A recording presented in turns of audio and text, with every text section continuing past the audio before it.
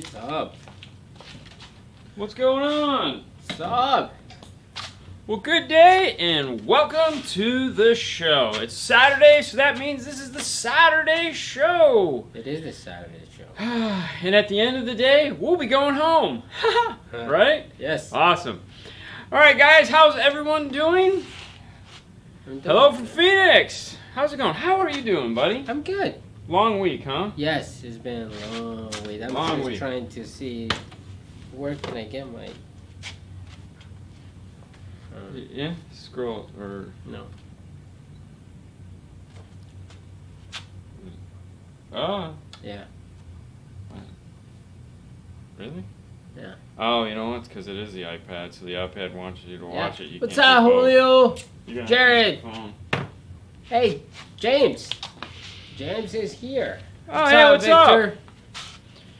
Hey, can't stay long, but how's it going? We were just getting into that. So, I know. This week was fun. We had a big job come in from Atlanta. Mm-hmm. We got to use a Zen A to B, so we did a 2018 Raptor with a interface to go into the Bang & Olufsen. That was a lot of fun. Tosh linked that into an audio control DM608, powered that into an LC 4800. It was a lot. If you guys follow me on Instagram, I put up a picture of it today, and I think I put up a picture earlier this week of the same car. We had it for 2 days. That was a really fun job. You can find me on 5-Star Dean on Instagram. Yeah. We also got some samples for the new stickers. Yes. We'll Yeah, talk that more was about good. that later, but we'll talk more about that. So we got some finally moving forward with some swag, yay. And then, let's talk about the 25th real quick. And of course Monday. So Monday, if you guys didn't catch the YouTube show we put up Tuesday, which was the Facebook Live show that we do on Monday, you guys might want to go back and check that out. We had 4 guys from this company here, PAC, talking about Amp Pro. They brought in the brand new, yet to be shipped, so it was kind of like a sneak peek of the Amp Pro for General Motors. So It was really cool. We got to play with it, talk to one of the engineers. So there's 4 guys on there. It was a really good show. I mean, so if you haven't caught it, go back and check it out.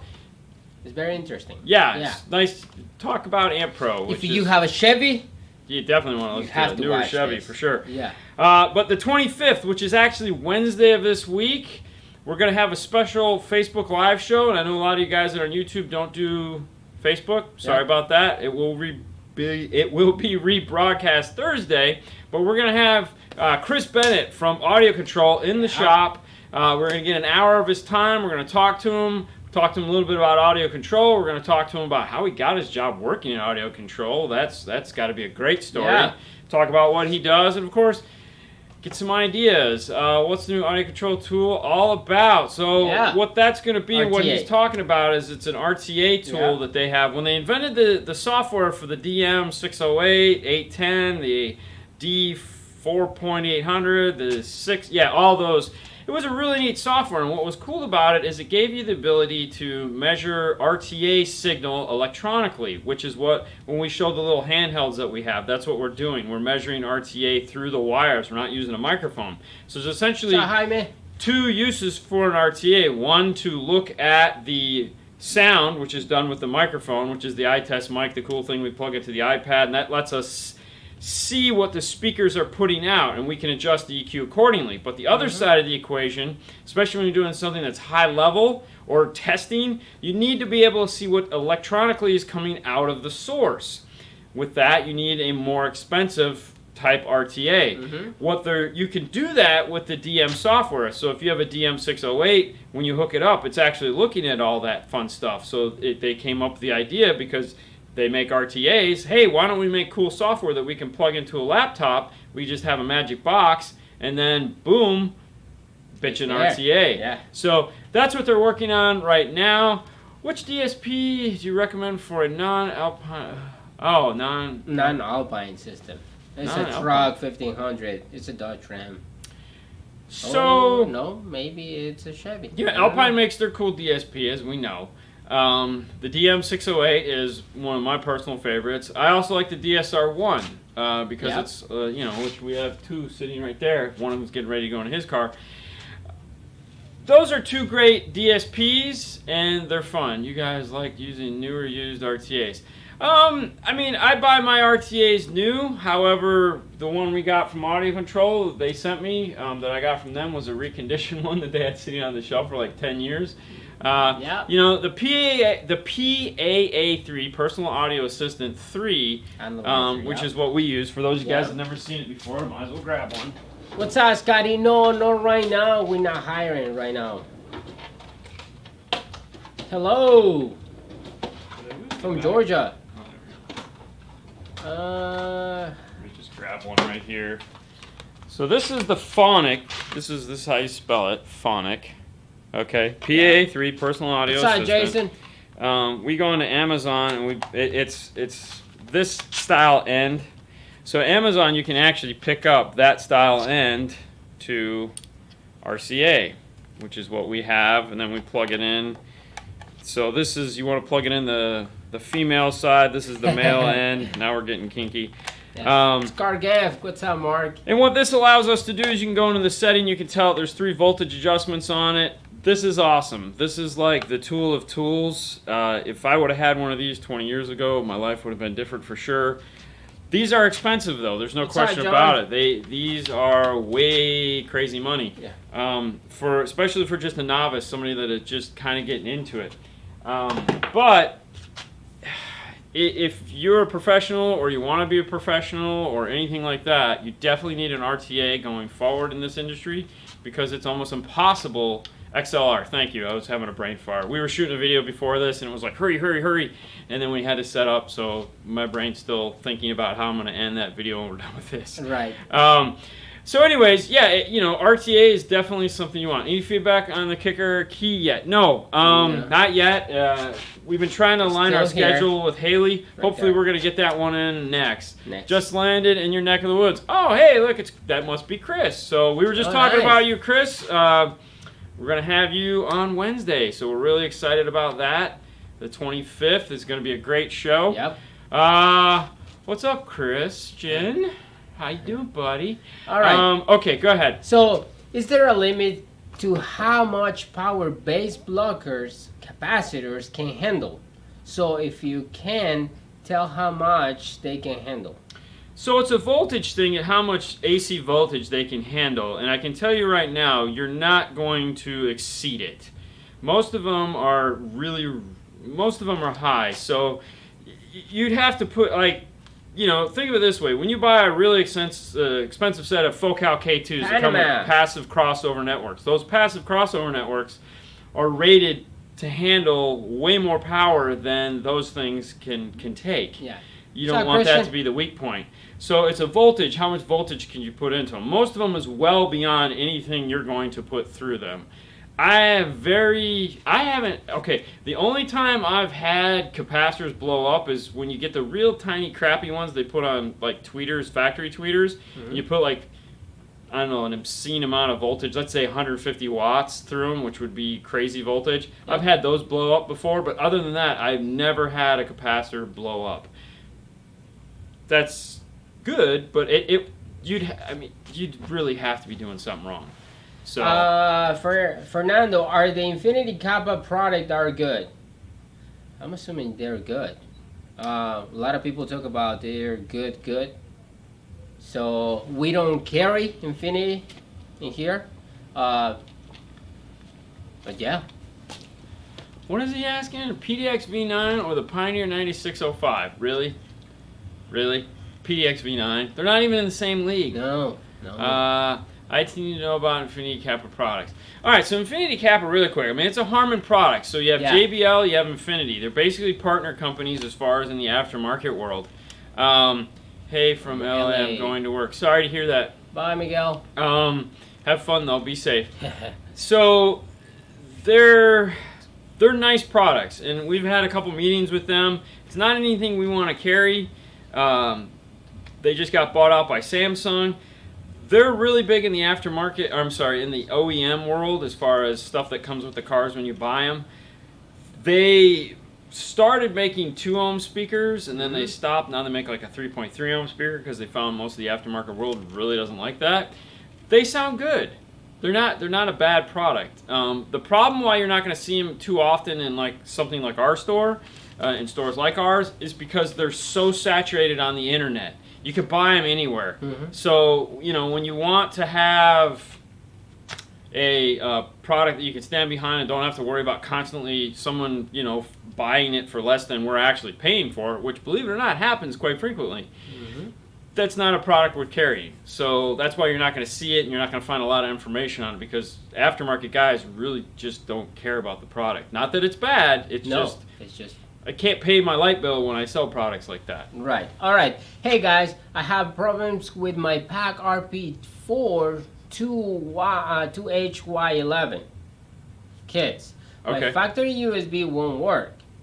And also on the Pioneer steering wheel controls are wired, but the volume doesn't work no matter what I do. What kind of car is it? I'm assuming it's Chrysler. That's the. What kind of interface did he use? It's the RP4. On a 2H. Chrysler? Yeah, it's Yeah, okay. Y11. Oh, that's a Hyundai. RP4 TY? RP4 2HY11. Yeah, that's a Hyundai. Yeah. So the steering wheel control interfaces typically come programmed. Yeah, it's a Hyundai 2015 Hyundai Sonata. So they typically come programmed, meaning you should be able to open them out of the box, throw them in, and good to go. However, that doesn't necessarily mean that they're going to always work that way. Yeah. Sometimes you do have to go back and manually program them. And it's not a hard thing to do. If you've ever watched a video when we show you how to do SWRC, it's the exact same way. You press a button, you press a button, you press a button. And sometimes you have to go back and do that. The other thing too is that you want to make sure, if it's a Pioneer, that the 1/8 inch adapter that plugs into the back of the radio is plugged in all the way. I can't tell you how many installs that have been just like, oh, what's going on? And we've gone, and then it's like, click. Oh, yeah, our bad. So you do have to make sure that that's plugged in all the way. Have you heard about the Sony GS6 DSP amp yet? Haven't heard about the what? The Sony DSP. I haven't had a chance to look at that yet. No, I know it's out, and I know a lot of people are excited about it, but it's not my, I haven't. Right. All right, so with the Kenwood radios, is there any point in getting the DNX series with the GPS? And since the DDX series have Apple CarPlay and Android Auto, is there any point to having the internal GPS? All right, so that's a great question. Basically, it doesn't matter if you're buying a Kenwood, a Pioneer, so whoever's. So if I have Apple CarPlay, Android Auto, do I need onboard GPS? And the answer is, it really depends. Okay, hold on. It was a Hyundai. Did you set the dip switches before and after you plugged into power? Oh yeah, that's right. There you go. We always talk about that. Good call. Jason, Fro's house. Yeah. So in order for steering wheel controls, you have to make sure you turn the dial or set the dip switches before you apply power to it. If you didn't do that, that'll also cause the steering wheel controls not to work. You can unplug it, let it sit for 20 minutes, plug back in, and it'll do it. We know nothing about Audio, so no. Sorry. All right, so back to the question. Do I need onboard navigation, or is Apple CarPlay and Android Auto enough? Well, I can tell you just here in Florida, this wonderful flat state that we live in, if I go an hour and a half north of me, my AT&T service drops out. I can't do diddly squat. Verizon works, but AT&T doesn't. So if I'm trying to navigate using my phone, I'm screwed. Yeah. I have no ability whatsoever to use that feature. If I've plotted the course before I left, it'll get me through it, but it's not going to allow me to deviate or do anything like that. So if I'm traveling a lot, that onboard navigation system might be helpful. Now, when we were in California this past vacation, we used our iPhones exclusively, and it worked great. Never had a problem, no issues whatsoever. So it really just depends on where you live and how well your cell phone coverage is. If you have dropouts when you're driving around or have gone on trips, that's the answer to your question. Onboard navigation is probably a pretty good idea because you're not going to be able to use your phone. If you can't use your phone, you can't use those things. Right. All right. So this is good. This is not a question. This is a compliment. Hey guys, no question this week. Just want to compliment the video quality and editing is really good. Thank you. Well done, guys. Thank you very much. Thank you. All right. So, Dean. Yes. It's what I don't like about the audio control A10. Yes. They only have the 12 and 24 dB roll off. Yes. They need to put the 6 and 18 on it.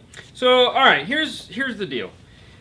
There is always going to be something that somebody doesn't like about something. Okay, so like the DSR1 is not perfect. Everyone complains that it's only 4-channel input. Well, it was made to do a specific thing, and the 4-channel input was actually 2 more than it actually needed to do the specific thing it was built for. Yeah. Didn't need to do high level, but they added it anyways. When the DM608 810 first came out, it was front, rear, and whatever. There was no left and right EQs. Yeah. They went ahead and updated the software. Get that. Updated the software and added 32 bands left, 32 bands right. So now you have a dual 32 band EQ. You can combine them or separate them. There's also another feature that bugs me too about that, which most DSPs don't have, is the ability to copy and paste. So if you set up the front, you can't copy that directly to the rear.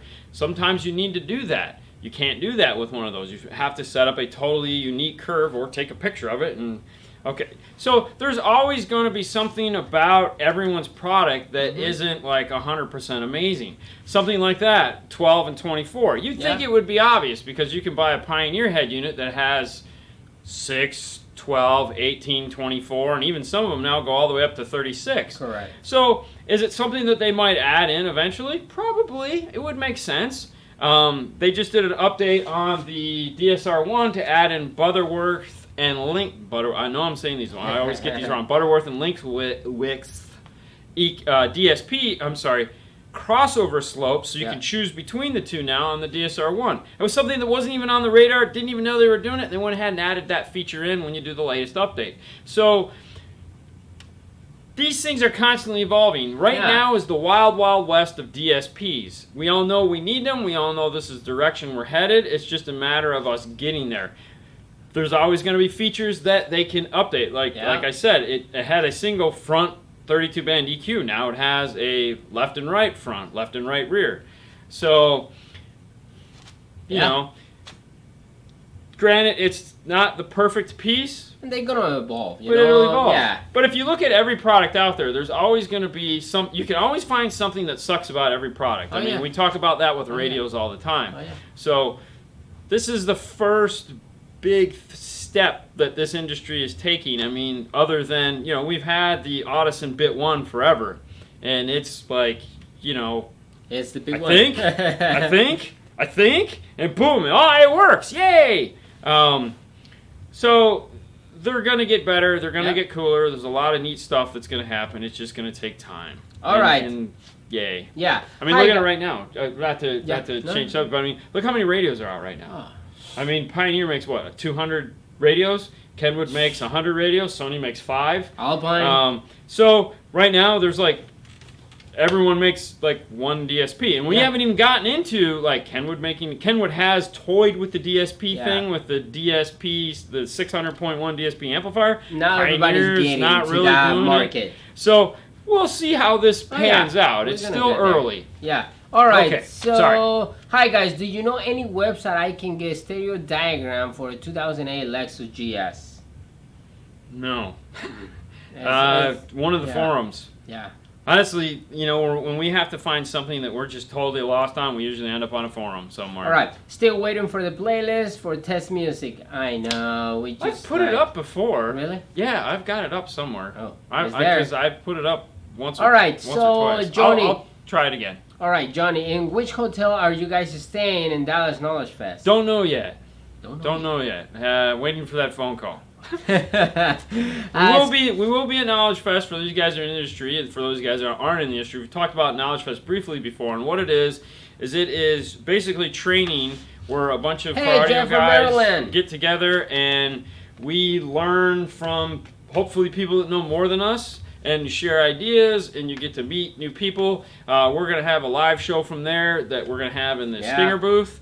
We're going to try to bring on a bunch of installers and people that are there and might be in your neck of the woods, because anybody that's there is definitely somebody you want working on your car, because these are the guys that care about this industry. And these are the guys that that care. And that's what most of you guys are looking for, a good installer. We know that enough because you guys always tell us, I wish there was somebody like you in my neck of the woods. And that's one of the reasons why we want to go there, because we want to network out with some of these and find these people for you so that, you know, if you live in Topeka, Kansas, there might not be somebody there, but there might be somebody within a heck of a lot closer than Florida that might be able to help you out. So that would be nice. Yeah. Dallas when? Dallas, it's going to be August 16, 17. 17. Yeah, sometime that weekend there. So we'll be there for that, and it'll be fun. Yeah, what's up, Scotty? Our yeah, power definitely capacitor is good. really nice to see with the newer amplifiers. No, I'm gonna go with no. I'm not a big fan of power capacitors in general. The only I call power, especially now, power capacitor has gotten so cheap and so crappy and so priced. I mean, you can buy them now for $29. Honestly, the only thing a power capacitor is good for, in my opinion, alone, is the voltmeter that's on top. You can see your battery voltage. Other than that, I wouldn't own one. I wouldn't put one in my car. If I feel like I need that little extra jolt of power, I buy something like the Stinger SPV20, which is their little tiny battery. Way more useful, and you'll get a lot more out of it, for sure. All right, so the last install of today, that was not this one, not this Pioneer. That was another Pioneer. This is the one that was in my car? Yes. Yeah, no, this is we're doing some more testing on my car, which you guys will find out probably on Monday what that was about. Has to do with the GPS antenna and the VSS wire. If you guys caught that, we didn't hook it up. Just wait we went for the ahead video. and we hooked it up, and then we had to do some testing because some of you guys were asking questions about some stuff, and we went ahead and shot a video to answer that instead of actually typing in answers to one guy. We're going to tell everybody. All right. Hi, guys. Love the show. What are your thoughts on this? If you're going to use a DSP like a DSR1, can you get away with a less expensive radio? So, easy. Okay, the DSR1 has an auxiliary input. You don't even need a radio at the end of the day. All you need is the ability to get signal into a DSR1.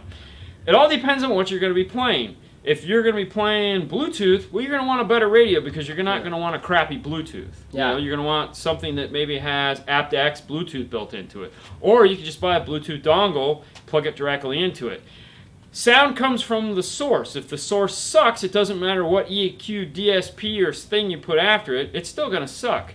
So, should I buy the most expensive unit out there? No, but buy the best one you can for the type of music you're going to be listening to. So, if it's all Bluetooth, buy one that has a great Bluetooth, okay? Because that's important. Other than that, no, you're on the right train of thought there. Yeah. All right, what's on, Nelson?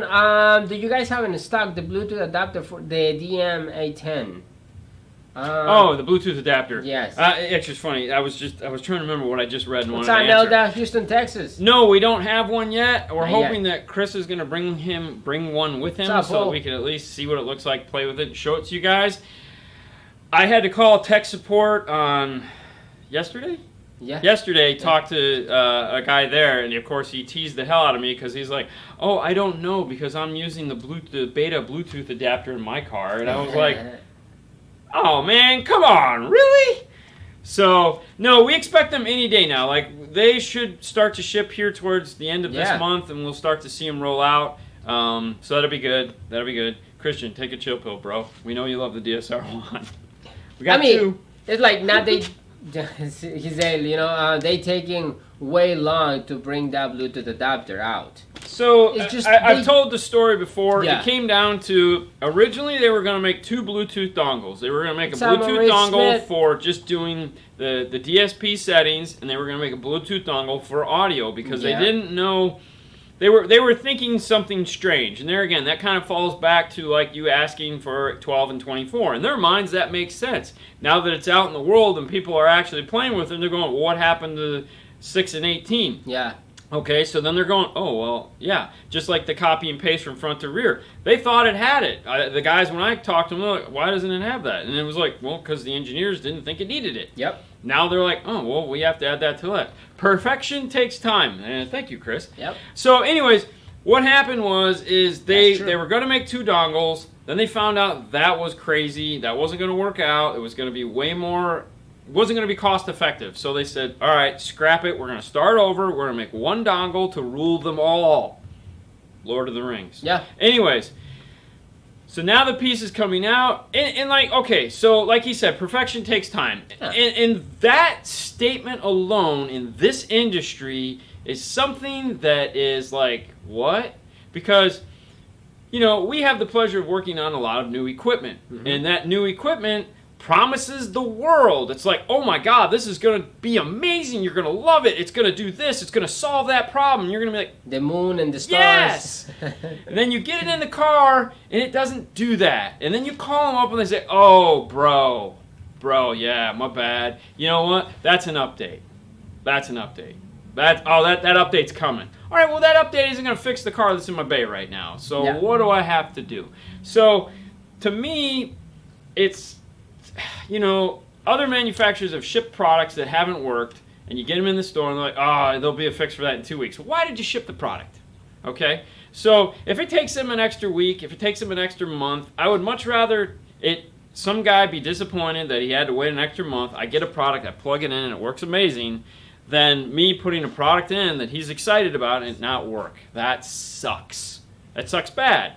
You know, and you guys know that because you've all experienced it at some point in your life, and you're like, oh, you know, engineers didn't think DSR1 needed a sub input either. Well, okay, so there again, the DSR1. Remember, the DSR1 was made to connect to the iDataLink AR. Mm-hmm. In order to hook up to an AR, it needs a left and right input only, nothing else. And that's the same reason why Kenwood with the 601 or whatever the hell it is, DSP amplifier, are like crap because it has a left and right input only. It doesn't have left, right, front, rear, sub. It has 2-channel input because on those premium sound systems that come in those cars, so if you buy, like we said, Beats by Dre, Infinity, all those, Sony, it's a left and right fixed output coming out of that head unit into that factory amplifier. Balance, fader, subwoofer controls, all done in the amplifier via data. So there's no reason for them to have more than a front input. That's all they were ever expected to have coming into them. The Rockford guys were like, hey, you know what might be cool is if we go ahead and add a high level to low level built into this, and we'll give it, if we're doing high level to low level, well then we could do front, rear, that's it. And then we'll put an aux input so that if they want a clean signal coming into it, boom. Now, it would be nice if they could go back through the software and say turn the aux into a subwoofer input, something like that. We know it's a roadblock, but there again, at the price point that it's at, it's a tool that was designed to do a specific thing, and that's it. You can add the bass knob to it and have bass knob control. And to be honest with you, if you're hooking it up to a Pioneer radio that has 27 buttons to get to the subwoofer volume control, I'd much prefer to have a bass knob. You could turn the EQs and DSPs and all that stuff off on all these aftermarket radios, so there's really no reason. And when's the last time anyone has ever used fader? Other than if you got kids sleeping in the back. Yeah. Okay, no one uses this back. No, but not so that. Yeah. there's a lot of things that they said, listen, we have a $250 price point we're trying to hit. What is the most important thing? Okay. Yeah. Boom. Here you go. So, shiny white box, $250 price tag. There you The go. EQ, DSP, time correction, everything that's built into this That's is Christian. off the Christian chain. loved that. It's got Yeah. 8 outputs. 8 outputs. Master That's what volume matters. control. Yeah, Yeah. master volume control. Plus, Yeah. you can use your phone to do all kinds of neat stuff. That's true. So, let's cut my battery here. So, yeah, you know, there's always going to be little things, but you have to learn to think outside. If that product isn't doing what you want, move on to something else. Like, it won't do summing either, so you can't take a front, rear, left, you can't take a tweeter and a mid and sum it together. Can't do that. But like audio controls, the LC804, the D 4.800 is the only 4-channel on the amplifier that has 6 channels of input, so you can do summing on the front 2 channels. So if you have a tweeter and you have a mid-range, you want to sum them together on the front channel of the amplifier, it actually has an input to do that. It's the only 4-channel in the world that has that built in as a feature out of the box. That was genius, but it doesn't have 6 or 18 dB. Wah, wah, wah, wah. So, Can't think of everything, people. so I have the first 4-sync system, and it sucks. Yes. Yes, it does. I got the nice Kenwood Excellent 7-inch touchscreen. Uh-huh. Could I use totally get rid of the sync Yeah. and use Apple CarPlay Of course. with the steering wheel controls? Yeah. Yeah, that's we will never retain sync in a car ever. Period. it's gone, bye-bye, I don't want it, it sucks. So yeah, we always take it out. We never retain it. All right, so this is almost 2014 Ford Focus ST with the ST1 audio. Head unit, only 6 speakers with sync. Bluetooth recommendation for the interface to keep steering wheel control, sync, etc. From Texas. If you have to keep sync, I would see if there's an iData module available for it. That's going to be the best one for that. So what's Patrick getting? What's Jason talking about there? Patrick, listen. Yeah, I don't know what that that's is. not true at all. I have no idea. It's a lot of comments over here. I'm going to give it hell until they include it in the DSR2. You know, the thing with the DSR2, getting past the DSR1 is they're having a really hard time selling these products for what they're intended for, because trying to get people to wrap their head around the idea of an AMP Pro or an AR interface just isn't clicking with people as fast as the amount of money it's costing to build these things. So you guys that are in the know, you want this stuff, and you know, we're even worse because we can actually talk to these guys and say we want this stuff. And believe it or not, the nice thing about this show is that, which we've started to find out, is a lot of these guys are watching the show and listening to you guys. So, you know, we're a catalyst to these guys and hoping that they listen. And like, we just had we just had a brief meeting with iData, and we were talking about some of the stuff that they have coming down the pike. And you know, it was eye-opening for both of us in that I mean, and a lot of this stuff too, if you guys go back and watch the show we put up Tuesday when we were talking to Pac, it kind of brings all this into perspective, because like the team that it took to build the AMP Pro for the GM, it's only like 4 people. You know, there's like 4 people involved in that whole product, and while they were doing that, they still had other stuff to do. So we all envision this white room with these bunny suits and these engineers and 60 guys and these cars that they're taking. It doesn't exist like that. It's not that cool. Dean, other than the big box Sony high-res single DIN player, does anyone makes a head unit as good? Well, no. I mean, there's nothing like that. You know, there's nothing that's going to give you that style connection. So, I mean, if that's what you're looking for, that amazing FLAC player that it is, that Soundman has in his car, that's it. That's it. Now, Kenwood, with their radios, they have high-res audio, but they don't have any form of output that's usable other than RCA. So, I mean, you can now build a whole high-res system with Kenwood. So you can buy high-res speakers, high-res amplifier, high-res radio, do FLAC files into the radio, and get high-res all the way through. So, yes, you can do that system with a Kenwood, and it sounds great. We've heard it. It's like, wow. And then don't be afraid the fact that their speakers, the power rating on their speakers is so low, because that actually is a moot point, because they don't have passive crossovers on them. So the speaker is essentially active and has its own, they use the natural roll-off of the speaker, which you can actually do to be the crossover. So you can put the 50 watts to it, and they're freaking loud as all get out. So, all right. But yeah, that Kenwood would really be the other alternative if you want like a full high-res system. All right, Spec Mug, definitely go aftermarket. You're gonna have better results. Let's see. Where do you guys recommend to put the antenna for Sirius XM on a 2002 Dodge Ram? I have a Kenwood head unit. We typically put it up on the passenger side by the front window. We don't like to come out of the third brake light, only because it opens up the opportunity to have water leak. So we like to put it there. The question was asked, what about just coming directly out of like a high-res audio player, Toshlink into the amplifier, or into the DSP? Oh, hell yes. Thank you, Jay. Thank you for coming. The DSR1 does have a digital input over RCA. It's the orange RCA on the unit. The DM608 has a fiber input via Toshlink digital. So, yeah. Toshlink versus RCA.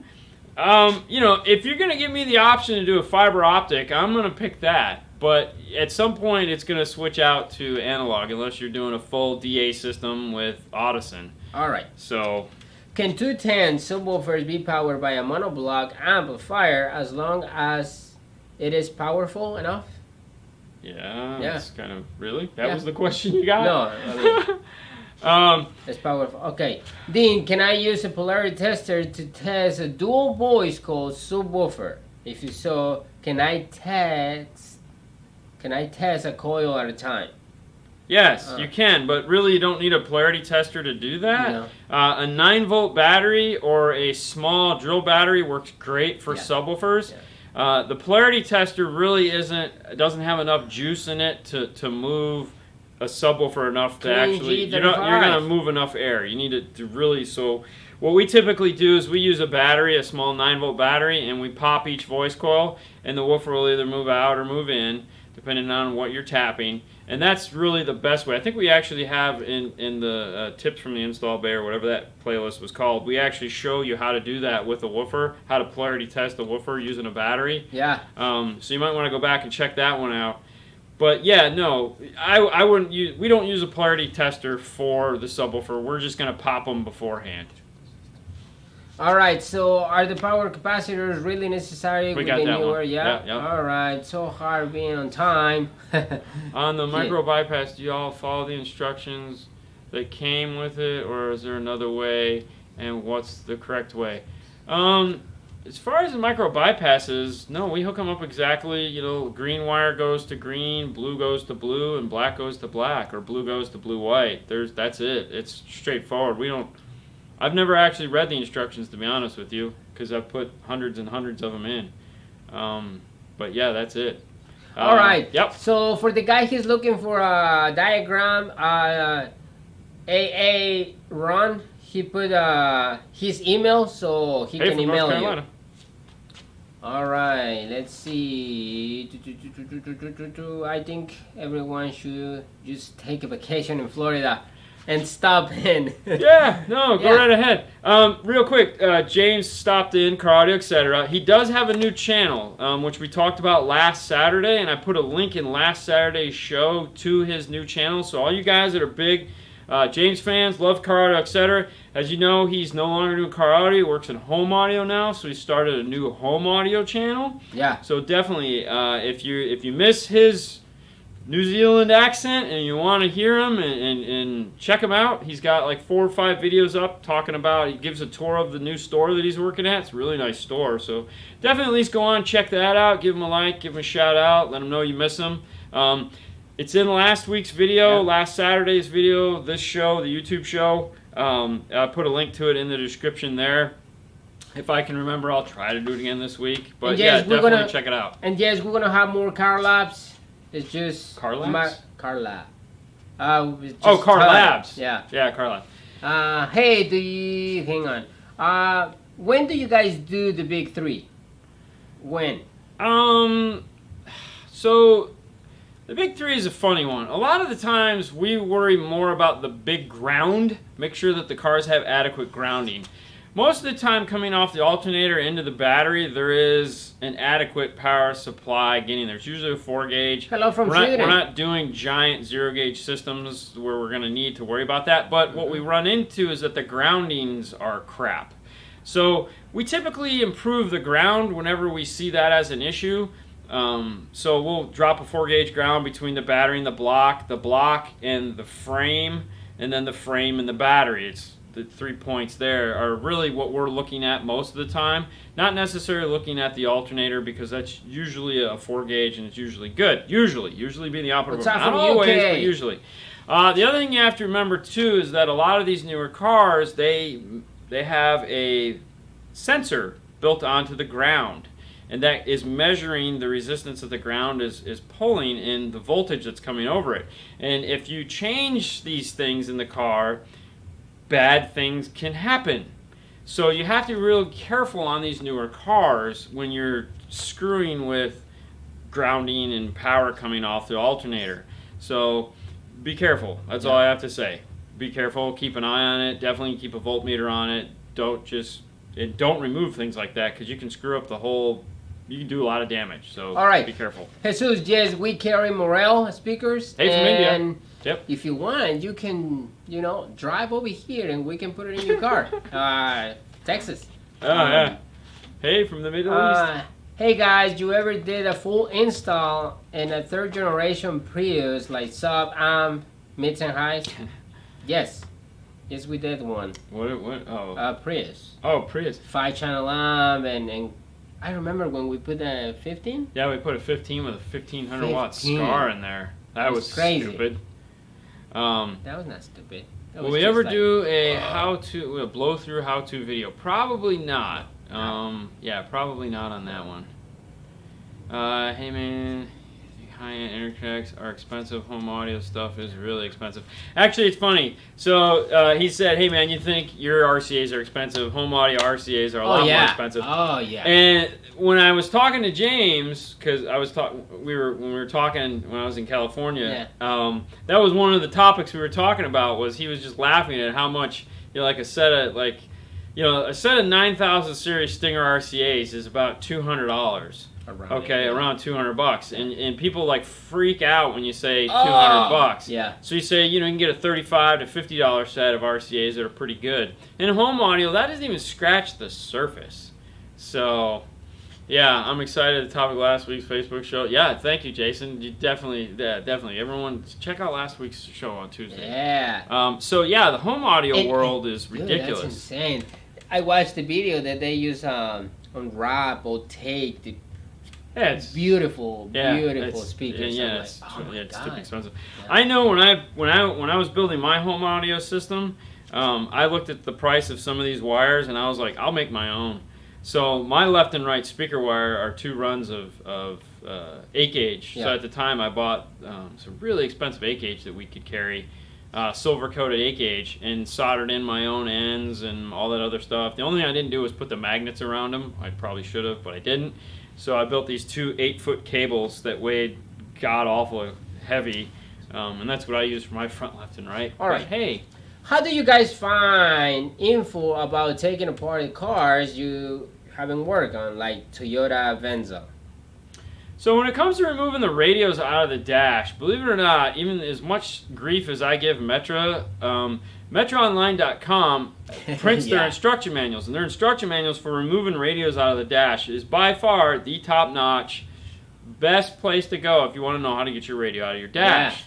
Now when it comes to removing every other portion of the car, really that just comes down to experience and understanding how the manufacturers think, like Nissan, Toyota, Chevy, and stuff like that. They all build their cars basically the same way. They don't really deviate much. Definitely, Jesus.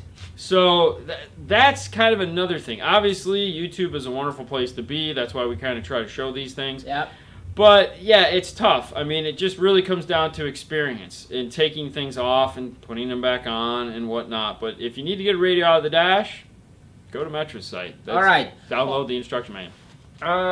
Victor, other than the Metra AXAM-FD91, is there anything at least to integrate front camera on a 2018 Ford Explorer? Probably not at the moment. No. I'd have to look more into that, Victor, and see what there is, but that's probably it for that. Yeah. If I go active with the PDX V9, will you load my tweeters? No, the PDX V9 actually has the 10 times multiplier switch for the front channels. So how the PDX V9 works is the front left, the channels 1 and 2 front, you can turn on the 10 times switch, and then you can adjust your crossover to the higher frequency that the tweeter would need.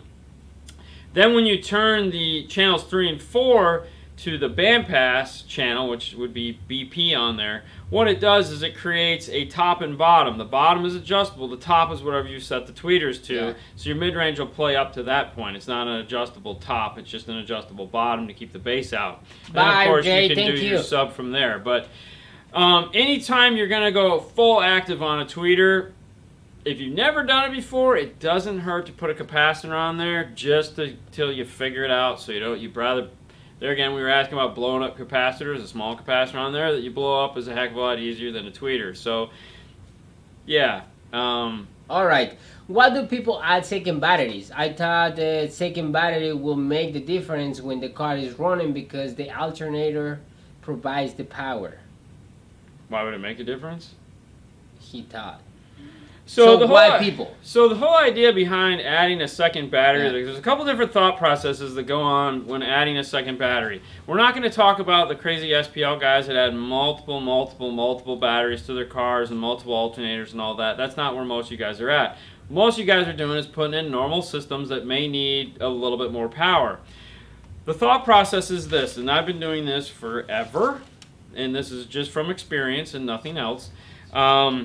You don't drive your car and play the stereo balls to the wall 24/7. You might get in your car, go for a short jaunt. You're not going to be using all the current that's in the car. Yeah.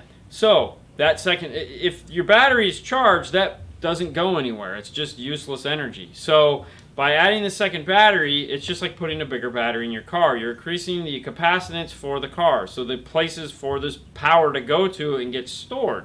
And then when you start playing your system real loud, you're going to have two batteries to kill. And then when you're there again, maybe driving to work the next morning and you're not balls to the wall, it's going to charge up that battery again. The other option, of course, is to plug the second battery into the wall when you get home. Buy an AC/DC charger, plug it in, top it off. But, you know, we're talking a little SPV20, a little SPV35, a little 44. These are little tiny batteries. I mean, they're small. They don't need tons and tons of, you know, you're just trying to buy yourself a little bit more amperage and also move the power source from underneath the hood to back closer by the amplifier. So they usually work fine. I very rarely we have ever issues with adding small second batteries. All right, let's see. I have this one. This is nice. What size capacitor to protect the tweeter but not interfere with the DSP crossover? I have to get back to you on that one. Honestly, we try not to do that too often. Yeah. All right. You know, So, so I think when I talked to Morel, they said 50, and I was like, 50? A 47 microfarad would be high enough because that's basically something for a 3.5. So if you have a decent sized tweeter, a 47 microfarad cap would be fine for that.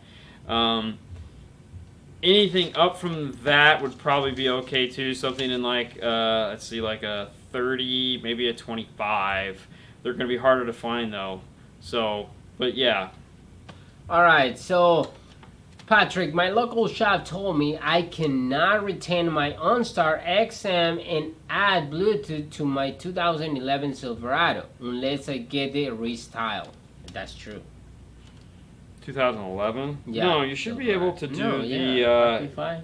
Well, no. Well, I mean, if you want to keep OnStar, I mean, you could do it with an RP5. If you want to do it sexy, though, you want to do it with the iData Link piece.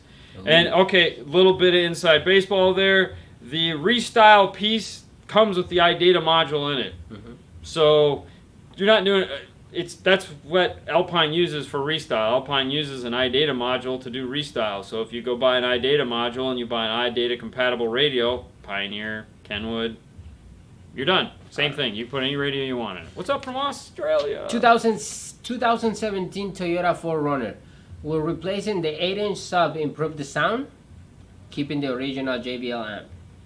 No, the only time we replace the subs in those is if it's blown, and it's just a matter of replacing it so you don't have to hear the farting sound anymore. It doesn't get any louder, doesn't get any better. Keeping the original amplifier is not going to give you any more anything. All you're doing is replacing it because it doesn't function. That's it. That's the only time we replace those woofers. If you want more bass, you need more power or a bigger sub. And Morels are amazing speakers. Someone that was asking about Morels are amazing. So you definitely, if you've never heard of Morel, try to find a place where you can check them out. They're a very unique speaker. They're built like nothing else. And if you're into sound appreciation, mm-hmm. they're definitely a speaker you want to consider. If you're just into loud and you're listening to like techno and rap and stuff like that, not the speaker. See you, Car Gift. Thank you for watching. All right. I've been having trouble trying to find an answer for this question. I have 4 speakers coming off from the receiver, and I want to make 2 louder than the other 2. Okay. What kind of resistor can I put on two of them? See, no one would do that, and that's why you're having a hard time answering that problem. Really, at the end of the day, if you're trying to do something like that, that's what going with amplifiers is about. Just a small brick amp. You know, pick up something like like the Pioneer. No, it doesn't have gain control. Pick up something like the Alpine brick amp, which is the something 445U. That's going to be a 4-channel small amplifier. It doesn't draw any power. It's going to be a heck of a lot easier, give you much better sound, because if you're trying to use like deck power or something like that, it's totally ridiculous. You're not going to get that. If you really are set on doing that, though, they make these things that are called L-pads, and what an L-pad is a system of resistors that you used to use to adjust the volume of an active system. KTP 455U. Thank you, Jason. Thank you, Jason. But the KTP 455U, it's like way better. That would be the ideal situation if you're trying to have 4 speakers with level control. That would be the way to go. It also gives you a basic high-pass crossover. An L-pad would be the only other way. Just do a Google search for L-pad. It's a volume knob with a bunch of resistors built into it. Honestly, the amp would probably be cheaper. All right, excellent show, guys. In the 2016 Chrysler 300 with the 8.4 screen. Everyone's talking about expensive Morels. Chrysler 300 8.4 screen.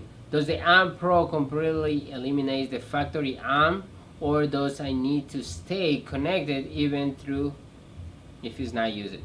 So when you're doing an Amp Pro, the factory amp has to stay in the car, and the reason for that is the way they designed the system is they were trying to think of every situation that you could possibly need when installing an Amp Pro. Some situations would be like if a guy comes in and he just wants to add subwoofers today. Well, if I sell him an Amp Pro and I have to take the factory amplifier out, well, what's he going to power his 10 other speakers with? So the idea behind the Amp Pro is to go between the radio and the amplifier, keeping everything working the exact same way it is, but allowing me to have 6-channel preamp output with 5 volts. Now, if I decide that I want to put subs in today and then come back in a month and add highs, well, they make a T-harness that allows me to T in and get all my speaker wires out. So the idea behind the Amp Pro is to build today and also build tomorrow. There again, it seems like the theme of the show is to talk about things that manufacturers do we don't necessarily like. Robert from Brazil. The idea behind it was to build something that was future, now, and later proof, so that if a guy wants to do little today, he can do a little today. If he wants to do a lot tomorrow, or he wants to do a lot today, we're all there. We can do whatever we want. But the amplifier does have to stay in. Yeah. When are we reviewing the AVIC 8400? I don't know. We're still working on that that information. All right. I don't know if you read that. Hey, what do you think about the Toslink input and eliminate the RCA's input? Yeah, totally. If I can do fiber, I want to do fiber. The only problem with Toslink that you have to keep in mind is it's basically just left and right. So a lot of times when you go to Toslink or digital, you lose your fader or your balance. You know, front and rear, sub, all those go bye-bye. So it's not like it's just sound. So you're relying on the processor you're plugging into to do all the work for you.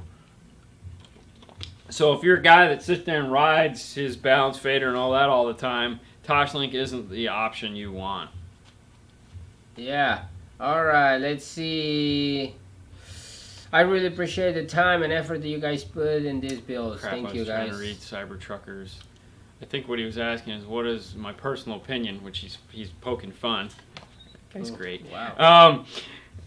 What's the most amount of power someone could run without worrying about the electrical system?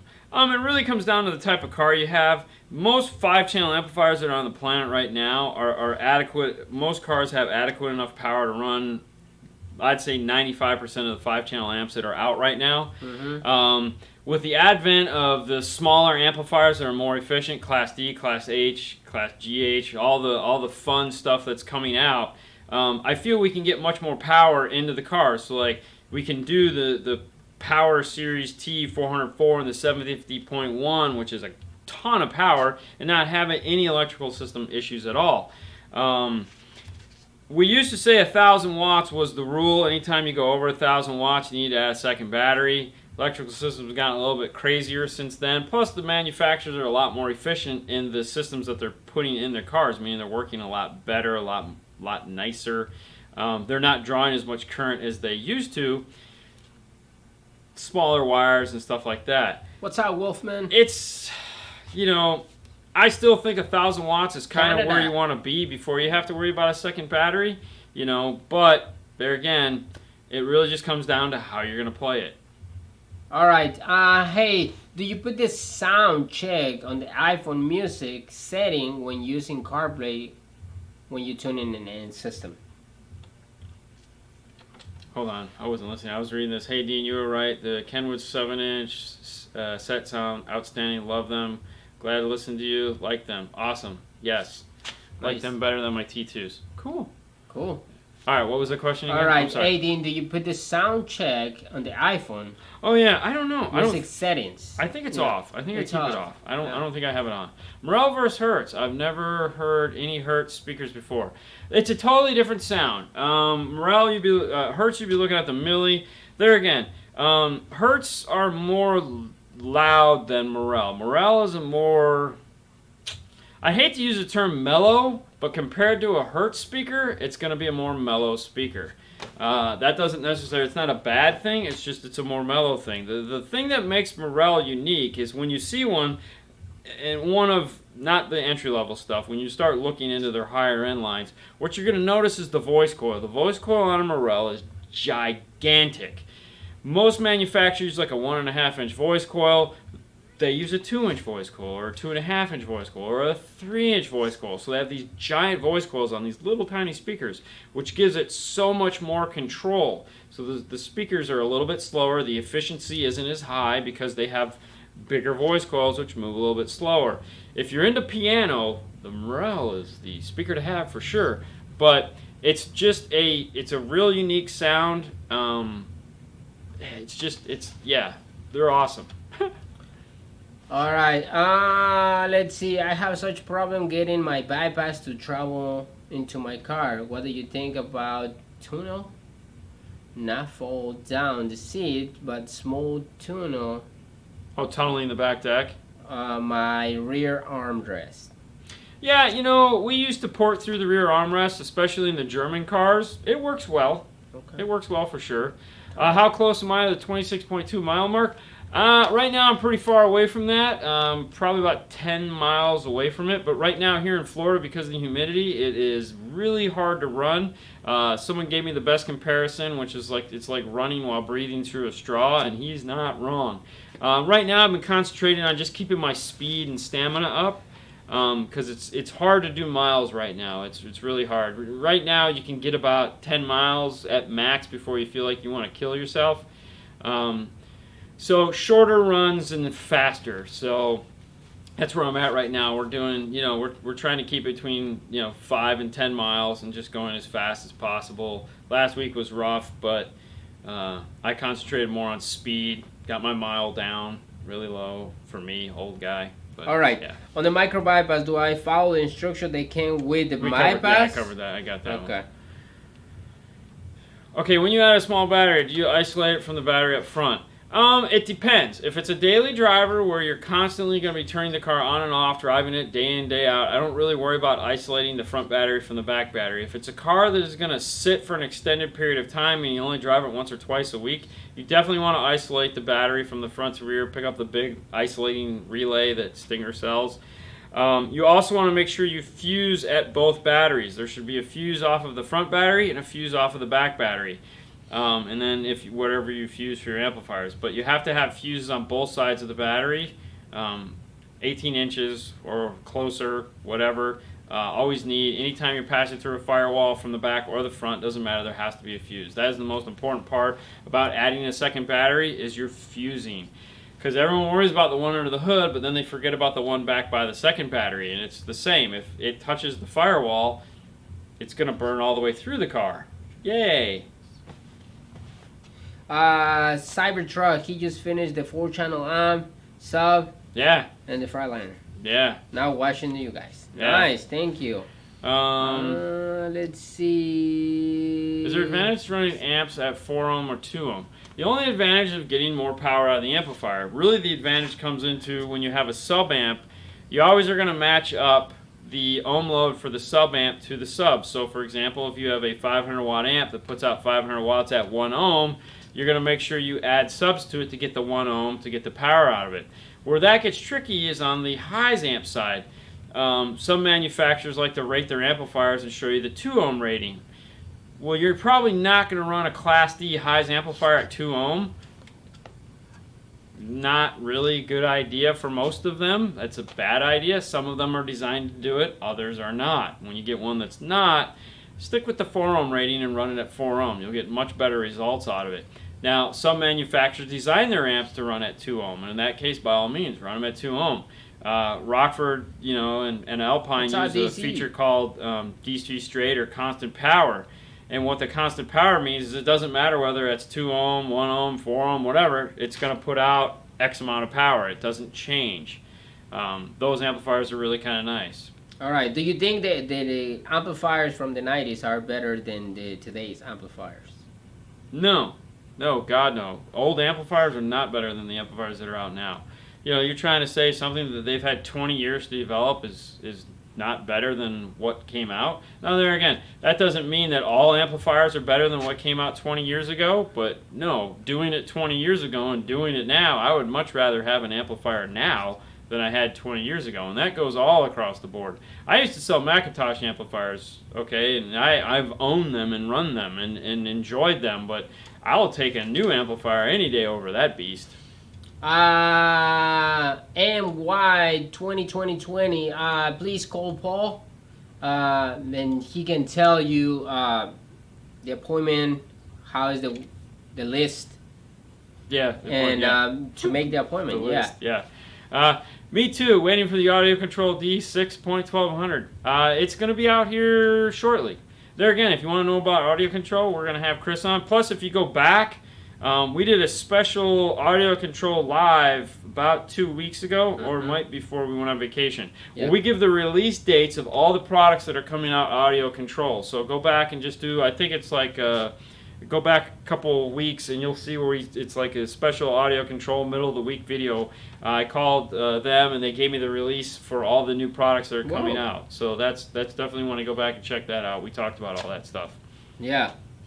All right, waiting on the audio control D6-1200. Yeah. You listen to what I say every now and then, man. What the heck? No, I'm ready. I'm just kidding. I recently upgraded my amp and got the GM D9601. Ooh, it does not have a subsonic filter.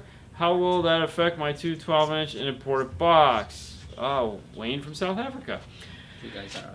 So a subsonic filter is the ability to, it's a nice high pass filter that usually is on, off, or variable that allows the amplifier to not produce subsonic sounds like, let's say, 20 hertz and below. So the amplifier will run more efficient and not try to create all these things. In a ported box, they're nice because sometimes the subwoofers can do bad things when they're trying to play really low frequencies, and it just heats up the coil and whatnot. We've never had an issue with that in the Pioneer, and honestly, I don't know if they may actually build a subsonic filter into their amplifier and just not give you the option to turn it on and off. But I can tell you from experience in the hundreds of them that we've installed, we've never had them do anything bad to subwoofers or ported in boxes or anything like that. So I wouldn't lose any sleep over that. Nice. The next radio to go in the car, Victor, I don't know yet. We just actually did some work on that today. Nothing new in the car, just something we had to take care of. But no idea. I honestly don't know yet. Might be a Kenwood going back in, not sure. I don't have Facebook. Can you ask Chris if there will be an Android app for tuning? Yeah, I'll ask him, but I'm pretty sure the answer is no. Because they're building it for the iPhone right now, or the iPod, iThingy, so I'll ask him though.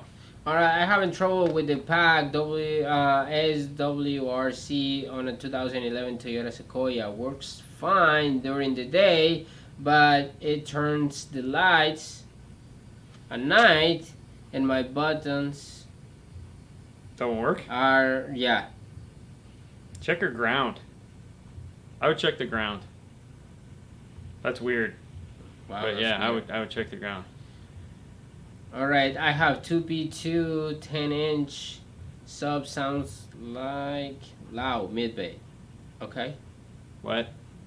They are powered by the 1000.5. No matter what I do, I cannot get the bass. It's a 210 subs.